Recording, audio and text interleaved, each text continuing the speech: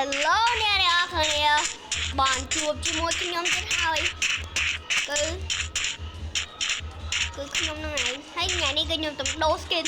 ខ្ញុំឃើញគេអា skin នេះហ៎នេះណែលយ skin meta skin បង meta នេះតែញ៉ាំនេះដែរគឺខ្ញុំមករកកន្លែងមួយទៅពេលយប់ខ្ញុំនឹងវាយសំពីមកយប់ចឹងហ៎ha ha ha ha ha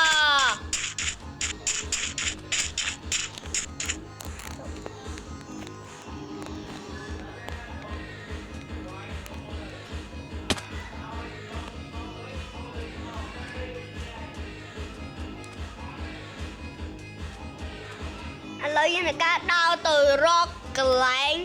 ដើម្បីវាយសំពីនៅកន្លែងហ្នឹងឲ្យអស់តិចហ្មងហើយញ៉ាំនឹងដែរបងស្រីខ្ញុំគឺគាត់មកលេង Minecraft ដែរប៉ុន្តែគាត់អត់ព្រមលេងមួយខ្ញុំឯងគាត់លេងតែម្នាក់ឯងសួស្ដីមួយមើលសួស្ដីអ្នកនរគ្នាខ្ញុំខ្ជិលលេងជាមួយបងខ្ញុំជាខ្លាំងតែម្ដងភាសាតែខ្ញុំខ្ជិលនេះខ្ញុំមក Creeper នេះខ្ញុំជួបបិសាចពីរ៉ាមីតមកវាជួយផ្ទុះឲ្យខ្ញុំអរគុណវាមែនតើនេះ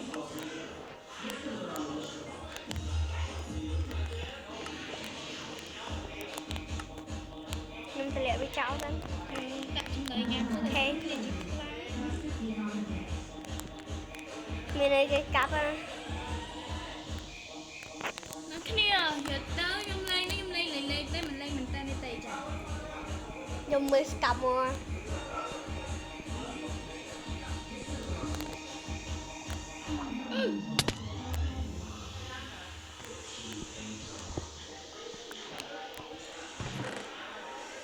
មាន golden apple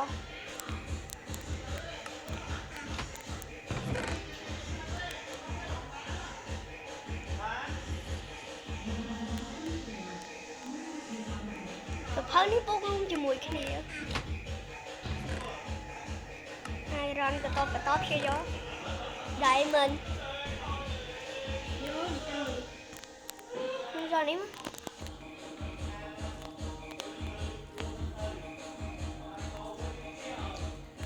diamond này ô luôn nè ai biết diamond sao gió thời ca sẽ lập sạc sân nào cho mà mình đây lăng lời bạn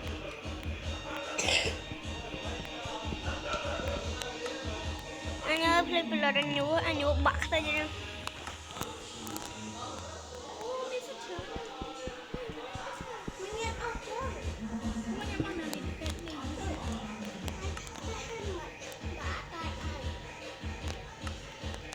trong này kia chạm nhôm lang ta la lơ chạm nhôm mà chụp cho mũi nè cái nè vơi he ok nè đó cái nè lên nhôm ác trên ca đây lên này ca hồ cái này từ quay xuống bi mà chụp bắt cái hai tinh mì à bắt cái hai một cái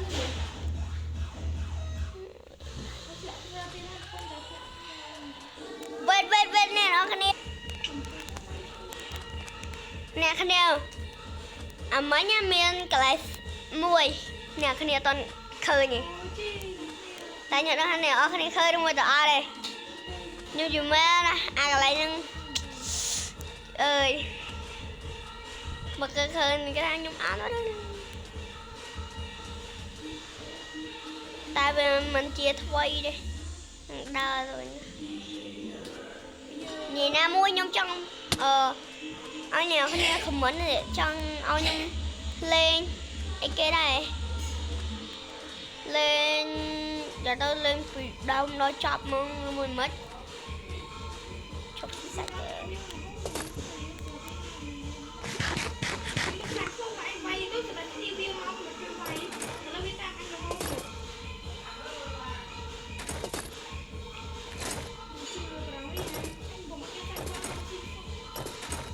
chôm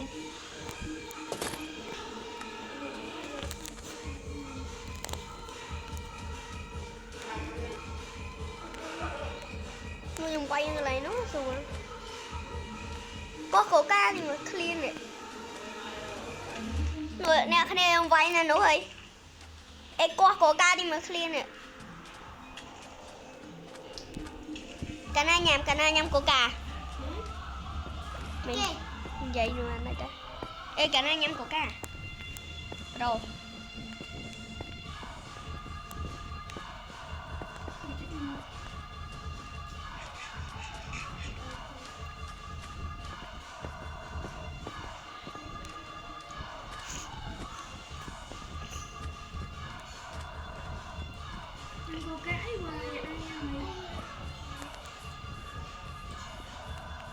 Quay nè.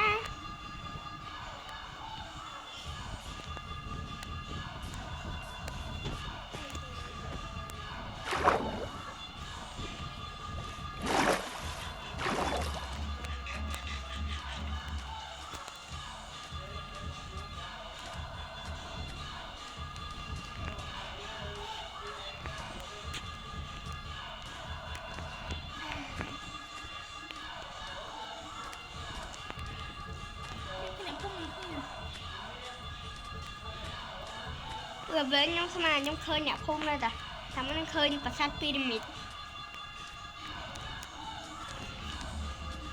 Thôi mà đo lên đi thôi. Nhưng ta vay nơi là cái lạnh bày ôm mới gì đó. Bày ống xanh nhưng bà vay. Bày ống xanh với mình bà vay mà này và ta bày ống xanh nữa. Ta ta bụi cái zombie khăn khăn respawn.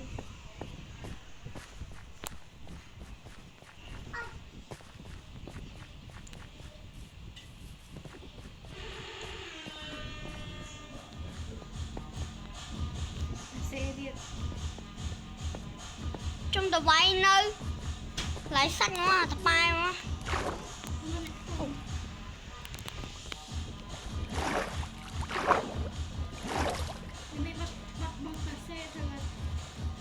yeah thêm vay nữa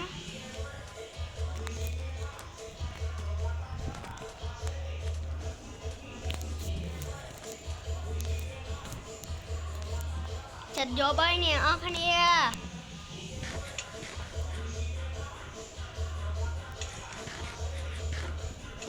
chặt vô bay khé thì giống con bò nói chân mau vay nguông ngon không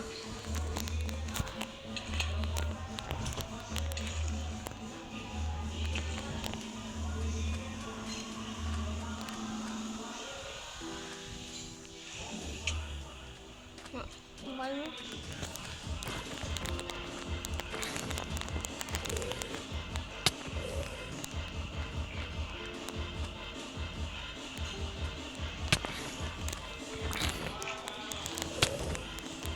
mà con má anh ơi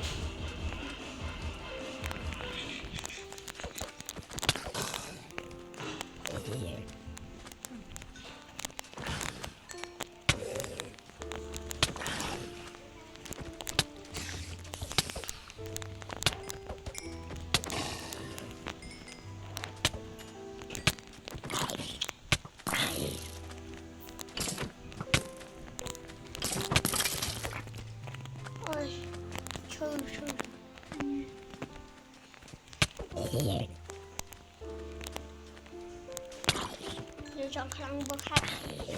yeah nhưng tụi bay không mẹ ăn về tụi bay không mẹ ô mặt nó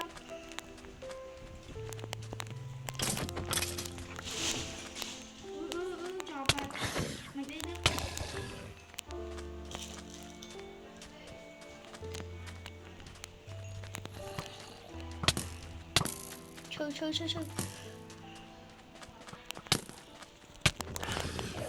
ui rốt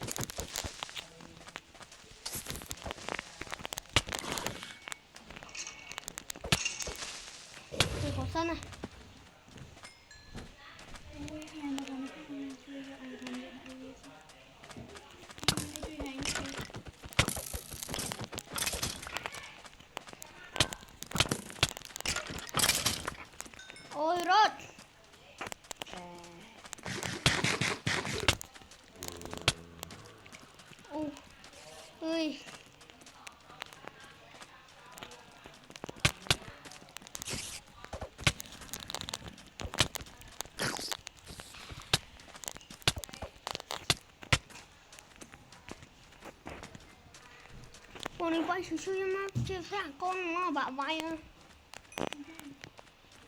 con mới sai sóng bi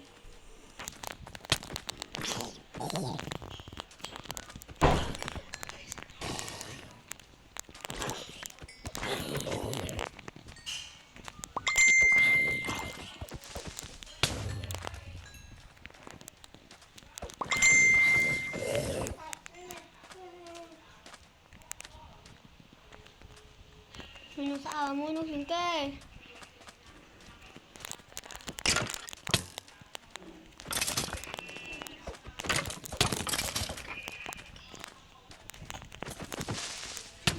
mày chừng một tí tay giờ mình giờ té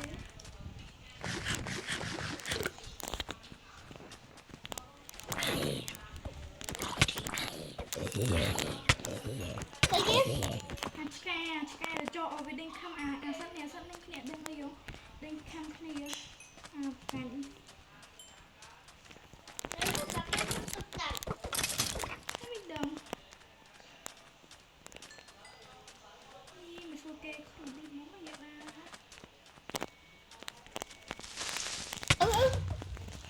chung mi ai rong thế nè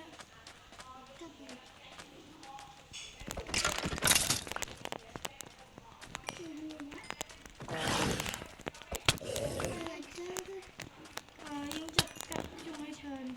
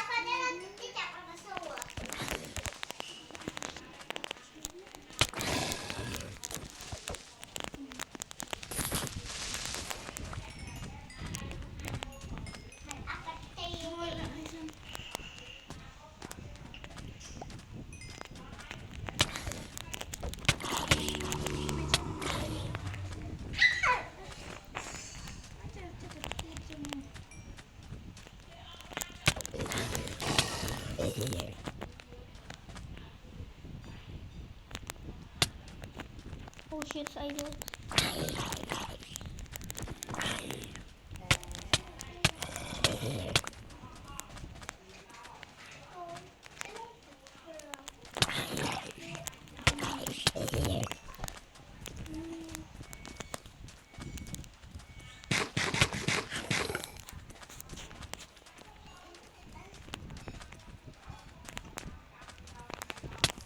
ôi à con quá mẹ sắt cái gì em chọn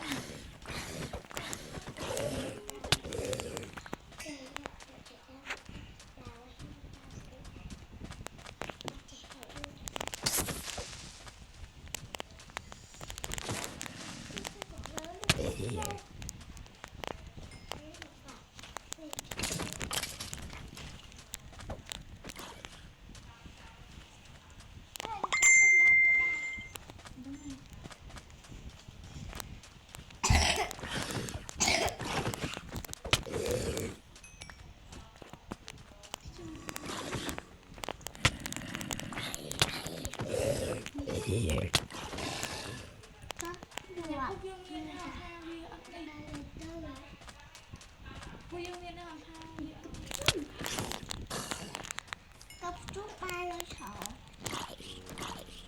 giúp ba bị đâu phi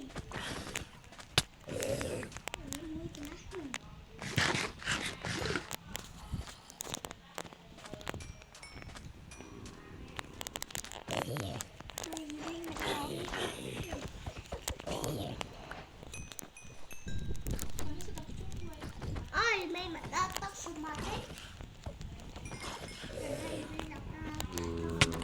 nhưng mấy con bay mày nó bỏ ra bây giờ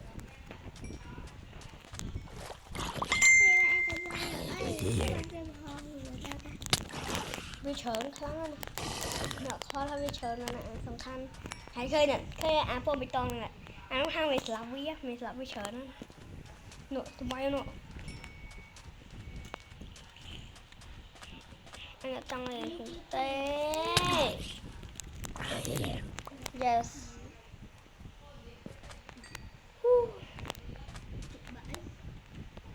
saoទៀតណាជិះយូពេកផឹកvào đây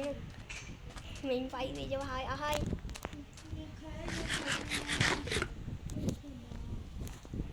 yeah vậy luôn à chân xong mà cho video thầm năng ấy bye